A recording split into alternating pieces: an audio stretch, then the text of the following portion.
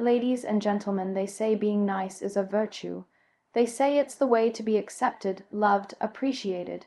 But what they don't say, what no one tells you, is that being nice, when done at the cost of your soul, is not noble. It's dangerous, because when you're too busy being the person the world wants you to be, you slowly begin to disappear, quietly, silently, without even realizing it. You lose yourself in the process of pleasing everyone else. You start with small things. You say yes when your heart screams no. You smile when you're breaking inside. You apologize for things you didn't even do, and you tell yourself it's okay. You tell yourself this is what good people do. You believe that if you keep everyone happy, if you keep everyone comfortable, then one day someone will notice your sacrifice. Someone will appreciate how much of yourself you've buried just to make others feel safe. But that day never comes. You wake up one morning and you realize you don't recognize yourself anymore. You're surrounded by people, yet you feel invisible. You've shaped your personality to fit the expectations of others so many times that your own reflection feels foreign. You don't even know what you like anymore, what you want, what makes your heart race, because your life has been a checklist of other people's desires. You attend the events you don't care about. You say the words you don't believe in. You support the causes you don't feel connected to, not because you're fake, but because you've forgotten how to say, "This isn't for me." You've become afraid of being misunderstood. You're scared of disappointing someone. You think that if you just keep going, if you just keep being agreeable, maybe the discomfort inside you will go away, but it doesn't. It grows. It grows with every boundary you let someone cross. It grows with every truth you silence. It grows with every smile you fake, every tear you swallow, every time you choose peace on the outside while there's a war raging inside you. That war becomes your home, that chaos becomes your comfort zone. And eventually, it becomes the only thing you know. You begin to feel exhausted, not the kind of exhaustion that sleep can fix. No, it's deeper than that. It's the tiredness that comes from carrying a version of yourself that doesn't belong to you. It's the weight of 100 masks. It's the ache of pretending to be okay when your soul is screaming for help. You become so used to putting others first that you start believing you don't matter, that your needs are a burden, that your emotions are too loud, that your truth is too much, and slowly you settle. You settle for relationships where you're only loved for what you can give, not for who you are. You settle for friendships where your silence is expected and your voice is unwelcome. You settle for a life that feels safe but never whole. You know what's even more painful than being hurt by others, hurting yourself every day just to make sure no one else gets hurt, shrinking yourself so others can shine, dimming your light because you're afraid it might blind someone, laughing at jokes that cut deep, accepting apologies that never come, and telling yourself that this is love, that this is kindness, that this is strength. But there is no strength in abandoning yourself. There is no kindness in betraying your own heart. There is no peace in silencing your soul, and I know why you do it. I know why you keep being nice. It's because you think that if you stop, people will leave. You think that if you say no, they'll call you selfish, that if you speak your truth, they'll call you difficult, that if you take up space, someone will push you out. You're afraid of being alone. You're afraid of being judged. You're afraid of not being enough without your niceness to protect you. But let me tell you something. If someone only loves you when you're convenient, that's not love. If someone respects you only when you're silent, that's not respect. If someone stays only when you agree with everything they say, that's not a relationship. It's a performance, and you are not a performer on a stage built by their expectations. You are a person, a soul, a storm of emotions and dreams and ideas. You were not created to live a small life in someone else's shadow. You were not created to tiptoe around everyone's comfort while your own truth dies quietly inside you. And yes, it will hurt when you stop. It will hurt when you begin to say no. It will hurt when you start showing up as your real self. People won't like it. Some will walk away. Some will call you selfish. Some will tell you you've changed, and they're right. You have changed. You've started choosing yourself. You've started realizing that you can be kind without being a doormat. You've started learning that you can care for others without destroying yourself in the process. You see, being nice isn't the problem. The problem is being nice when it costs you your voice, your energy, your identity. The problem is using niceness as a shield to hide your fear of rejection. The problem is thinking that your worth is measured by how little space you take up in the lives of others. You were not born to be nice. You were born to be real, to be whole, to be messy and beautiful and strong and loud when you need to be. You were born to cry when it hurts and laugh when it heals. You were born to stand tall in your truth, even when the world tells you to sit down. And there will be days when you'll feel guilty for choosing yourself. There will be days when you'll miss the comfort of being liked by everyone. But remember this, being liked is not the same as being loved. Being accepted is not the same as being valued. And being nice is not the same as being true. You don't owe anyone the version of you that keeps you small. You don't owe anyone your silence. You don't owe anyone your niceness when it comes at the cost of your peace. What you owe, first and foremost, is to yourself. Your heart, your healing, your growth, your freedom, because the world does not need more nice people who are dying inside. The world needs honest people, brave people, people who speak up, people who show up, people who love deeply without losing themselves, people who are unafraid to say, "This is who I am, and that's enough." And you, with all your quiet strength and buried fire, you are enough. Being nice and being kind are not the same thing, and it's a tragedy that we've been taught to confuse the two.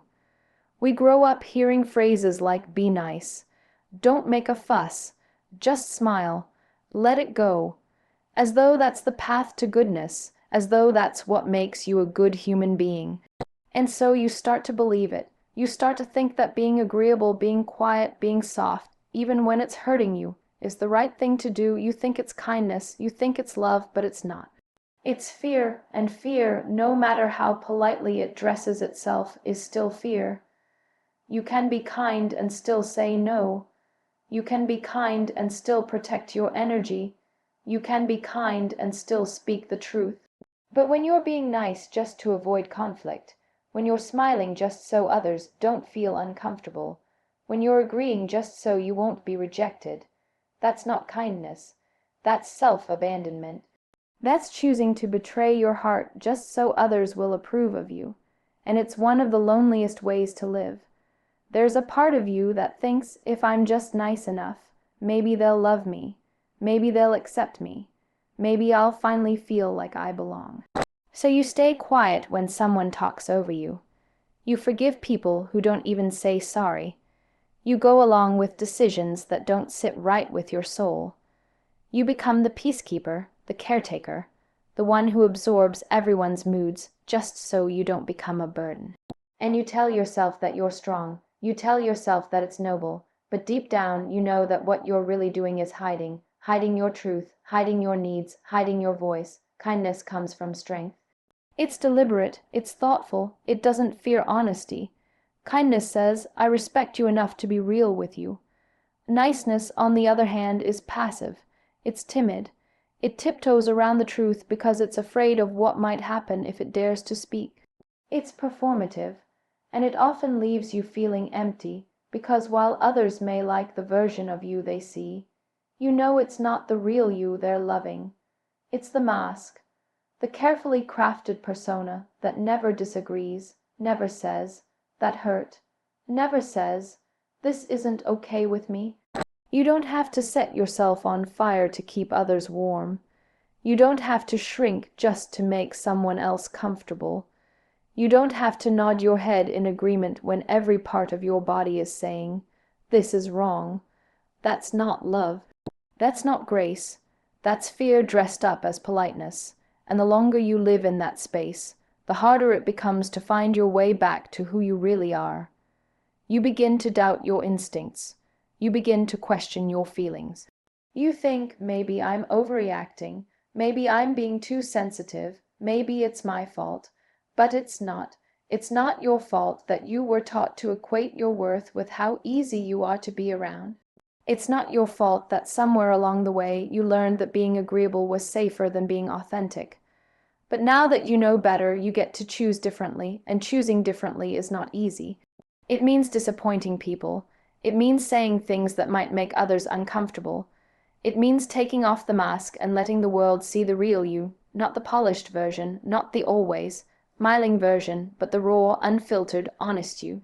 The one who feels deeply, the one who knows what's right and wrong, the one who deserves to take up space. Some people won't like it. Some people will call you cold. Some people will say you've changed. But let them. Let them think what they want, because the truth is, you're not here to be liked by everyone. You're here to be true to yourself, and those who love you for who you truly are, flaws and all. They won't leave when you stop being nice. They'll stay, and you'll finally be free to love without pretending. The world doesn't need more people who are afraid to speak. It doesn't need more people who say yes with their mouths but scream no in their hearts. It doesn't need more fake smiles, more empty compliments, more people living in quiet resentment. The world needs people who are kind enough to be honest, who are strong enough to say, "This matters to me," who are brave enough to be misunderstood for the sake of their truth. And your truth matters, your voice matters, your boundaries matter. You are allowed to say, "I don't agree." You are allowed to say, "That hurt me." You are allowed to walk away from people who only love you when you're convenient. That's not cruelty. That's clarity. That's knowing your worth and protecting your peace. There will be moments when you want to go back, when the weight of being real feels too heavy, when the silence after a confrontation feels louder than the comfort of pretending. But don't go back. Don't trade your authenticity for approval. Don't water yourself down just so others can swallow you more easily. You are not meant to be palatable. You are meant to be whole. Kindness has backbone. It has courage. It stands firm in its truth even when it shakes. It's not always soft. Sometimes it's fierce. Sometimes it says, "I love you, but I won't tolerate this." Sometimes it says, "I care about you, but I need to care about myself too." And that's okay. That's not selfish. That's necessary. You were not put on this earth to be everything for everyone. You were not created to be liked by all. Your job is not to carry the emotions of others while yours get buried. Your job is to be honest, to be present, to be real, and that will ruffle feathers, that will challenge people, that will unsettle those who benefit from your silence, but it will also set you free. You are allowed to protect your energy. You are allowed to rest. You are allowed to say, "Not today." You are allowed to say, "That doesn't sit right with me." You are allowed to take up space in your own life without apologizing for it. And the more you do, the more you'll realize that true kindness isn't about pleasing others. It's about honoring yourself while still having compassion for others. There's nothing kind about allowing yourself to be mistreated. There's nothing kind about letting others walk all over your heart just because you're afraid to say no. Real kindness comes from a full cup. Real kindness flows from self-respect. It doesn't beg. It doesn't chase. It doesn't sacrifice its soul for someone else's comfort. And I know it's hard to unlearn years of being told that niceness is your value, that your worth depends on how easy you are to be around, that being liked is the same as being respected. But you have to question that. You have to ask yourself, who am I when I'm not trying to be liked? Who am I when I stop pretending? Who am I when I give myself permission to just be? That's where you'll find the truth. That's where you'll find peace.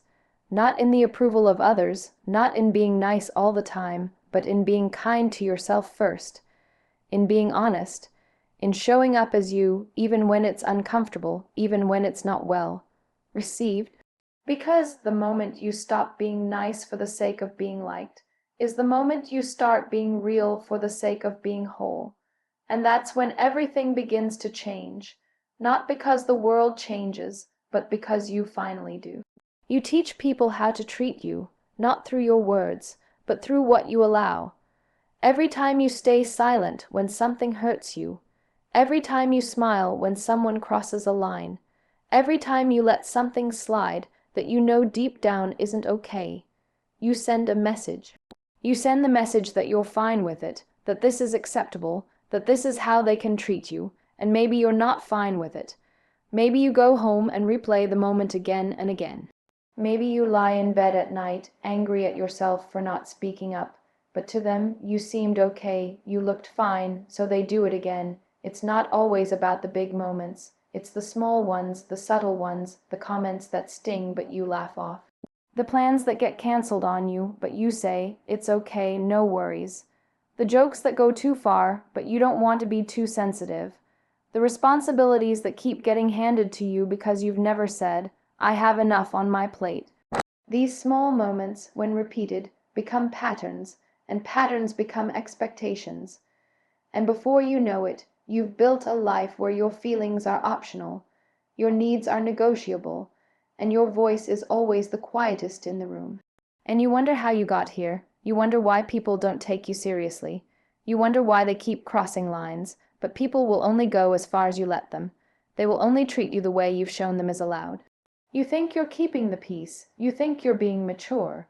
You think that if you just keep being understanding, they'll eventually realize your worth. But that's not how it works. People don't change because of your silence.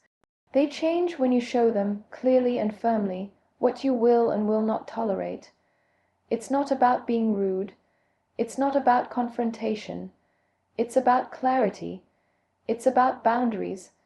It's about knowing that your voice matters as much as anyone else's. That your comfort, your time, your energy, they're valuable. And when you continuously give them away without limits, you teach others that they don't need to value them either. You become the person for everything. The one who always says yes. The one who never complains. The one who always adjusts, always bends, always absorbs. And slowly you begin to fade, not just to others, but to yourself. You start to feel resentment. You start to feel drained. You start to feel invisible, and you blame them. You think, why don't they see how much I'm doing? Why don't they care how tired I am? But deep down, a part of you knows, you never asked for more. You never asked for respect. You never demanded it. You hoped they would just give it. But respect doesn't come from hope. It comes from action. It comes from the uncomfortable moments when you say, that's not okay with me. When you say, I'm not available for that. When you say, I deserve better. And yes, some people will push back. Some people will call you difficult. Some will say you've changed, but that's because they were benefiting from your silence. They liked the version of you who never challenged them, who never said no. They liked having access to your time, your kindness, your energy, without ever having to earn it. When you start drawing lines, when you start speaking up, it disrupts the dynamic, it shifts the balance. And that's not easy for people who are used to taking more than they give. But you have to decide what matters more, being liked or being respected, because they're not always the same thing. Being liked often means being agreeable. Being respected means being honest. And honesty will sometimes make people uncomfortable. But the people who truly care about you, who truly want you in their life, they will adjust. They will listen. They will grow because real connection is built on mutual respect, not one-sided sacrifice.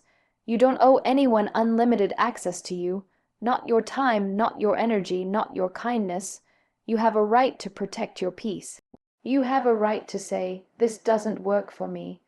You have a right to walk away from anyone who makes you feel less than. That's not weakness, that's power, that's self-respect, and the more you respect yourself, the more others will too. It's not about becoming hard or cold, it's about becoming clear, clear about who you are, clear about what you deserve, clear about what you will and won't accept, and clarity is powerful. It creates space. Space for better relationships. Space for deeper connections, space for peace, because when people know where you stand, when they know your limits, they're less likely to cross them. And if they do, you'll know exactly what to do, not because you're angry, but because you're aware of your worth. Teaching people how to treat you starts with how you treat yourself. Do you speak kindly to yourself? Do you rest when you're tired? Do you say no when you need to?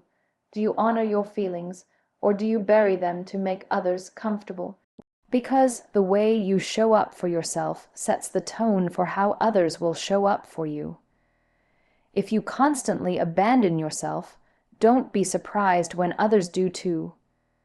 You've been conditioned to think that being easygoing is the highest virtue, that letting things go makes you strong, but strength is not in how much you can endure. Strength is in knowing when enough is enough, when to speak, when to walk away, when to stop shrinking to fit into spaces that were never meant for you. You have to believe that your feelings are valid, that your boundaries matter, that your voice deserves to be heard, not just in moments of crisis, but every day, in every interaction, in every decision. Because your life is not just happening to you, it's being shaped by every yes, every no, every silence, every word you speak or don't speak. You are the author of that story, and it's time to stop letting others hold the pen. Some people won't get it. Some people will still test you, but that's okay. You're not here to control others. You're here to be clear about who you are. And once you do that, you'll start to notice something. The people who stay, they're the ones who respect you, the ones who listen, the ones who adjust, the ones who grow with you, and the ones who leave, let them, because their departure is not a loss, it's a clearing. It's space being made for people who see your worth without needing to be reminded. It's not easy. It takes courage to unlearn the habit of silence, to start using your voice, to stop choosing peace at the cost of your own well-being. But you'll find your strength in the moments when you stand tall in your truth, when you hold your boundaries without guilt, when you stop explaining your worth and start living it. You are not here to be everything for everyone. You are not here to be agreeable at all costs. You are here to live a life that honors your soul, that reflects your truth, that respects your spirit, and that starts with one choice: to stop waiting for others to value you and start showing them how. By valuing yourself first, respect does not begin with others, it begins with you. It begins in the quiet moments when no one is watching, when you're standing in front of a mirror, deciding whether to apologize for something that wasn't your fault, deciding whether to speak up or stay silent again. The way you carry yourself when no one else is around, that's where self-respect is born. It's in how you talk to yourself after a mistake. It's in how you show up for yourself when everything feels heavy. And most importantly, it's in the boundaries you keep, not for punishment, but for protection. When you stop waiting for someone else to give you permission to feel worthy, everything changes. You stop performing. You stop shrinking. You stop handing your power to people who don't know what to do with it. Because once you start respecting yourself, the world around you begins to mirror that. People treat you the way you treat yourself. Not just because of what you say, but because of what you allow, what you settle for, what you let continue. And sometimes self-respect is not loud, it's not dramatic, it's not a grand exit or a shouting match. Sometimes it's as simple as saying no and not explaining why. Sometimes it's choosing not to respond to someone who used to have full access to you. Sometimes it's walking away from the table when love is no longer being served. These are not acts of pride. They're acts of healing, acts of choosing your dignity over temporary comfort. The world will try to tell you that putting yourself first is selfish, that setting boundaries is rude, that saying no makes you difficult. But that's only because the world is more comfortable with people who are easy to control, easy to please, easy to manipulate. And you were not created to live on your knees. You were not born to be agreeable at the cost of your identity. You are allowed to exist boldly, to take up space, to say, "This is who I am," and mean it, even if no one claps for you. There is something powerful that happens when you stop chasing validation. When you stop editing yourself to be liked, when you stop trying to be chosen by people who never truly saw you, in that moment you return home to yourself. You start to feel safe in your own skin. You start to make decisions not out of fear, but out of trust. Trust in your worth, trust in your voice, trust that the right people won't require you to shrink to be loved. Respecting yourself also means holding yourself accountable. It means not letting yourself become what hurt you. It means being honest with yourself when you know you've tolerated too much, stayed too long, ignored too many red flags. Self-respect is not just about others treating you well. It's about not betraying yourself to keep them. It's recognizing when your silence is no longer noble, when your patience is no longer strength, when your giving has turned into self-abandonment.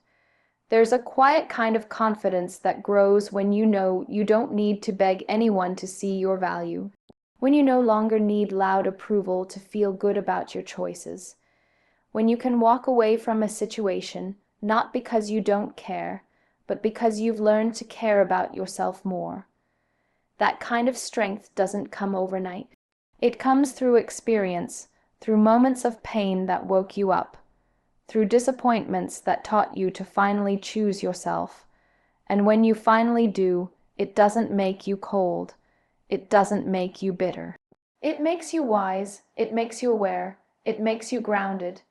You begin to see things for what they are, not for what you hoped they would be. You no longer chase potential. You no longer cling to people just because of history. You understand that time means nothing if respect isn't present. That love, in the absence of mutual regard, is not enough.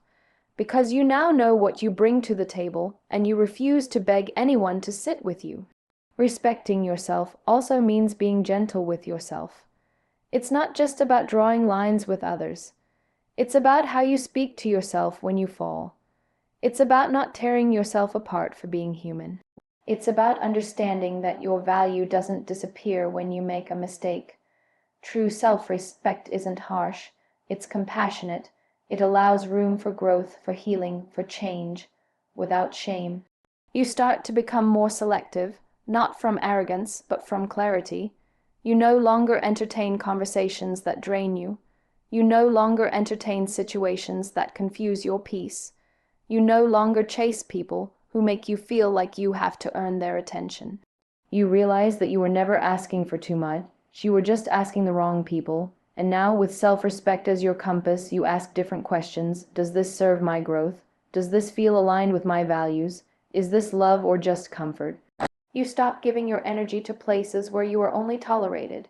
You stop over-explaining your decisions to people who are committed to misunderstanding you. You stop showing up out of guilt and start showing up from intention. Your life becomes less about proving yourself and more about honoring yourself.